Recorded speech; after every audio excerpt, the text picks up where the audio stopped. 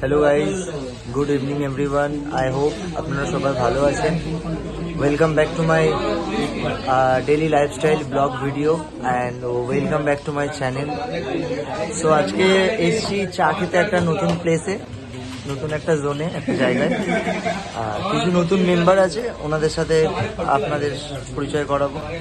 সবাই একটু হাই বলে দাও। এই হচ্ছে মৃণাল দা, এটা হচ্ছে খুশি বনু, ওটা হচ্ছে আখি অ্যান্ড সায়ন ভাই, আর ওটা হচ্ছে নিশা বোন। তো এই কয়জন এসছি আজকে এখানে চা খেতে। মেনুটা দেখেন। হ্যাঁ, মেনু তো শেষ। এই মেনু শেষ, চিকেন পকোড়া আর চা। তো খুব ভালো টাইম স্পেন্ড করলাম সবাই মিলে। আচ্ছা, কফি হাউসে।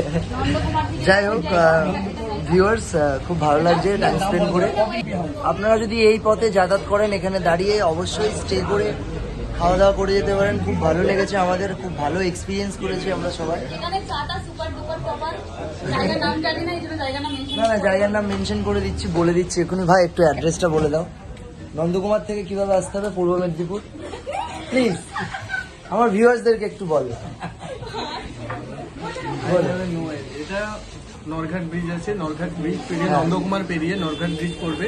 নরঘাট ব্রিজ পেরিয়ে একটু আসতে হবে, মগরাজপুর পড়বে। মগরাজপুর ব্রিজটা পেরোনোর পরই ঠিক উল্টো পাশে রাস্তার ঠিক বাম পাশে রাস্তার বাম পাশে টি টাইম বলে লেখা থাকবে, দেখবে। ঠিক মগরাজপুর ব্রিজ থেকে নেমেই একদম লেখা থাকবে টি টাইম বলে। ওকে, আর চলো আরো কিছু পরে কিছু জানাবো। হ্যাঁ, কিছু এখন আমরা এখান থেকে বেরাবো। অ্যান্ড খুব ভালো লাগলো, তো লাইক, কমেন্ট এবং সাবস্ক্রাইব করে সাপোর্ট করবেন friends. I need your support. Thank you so much everyone and love you all.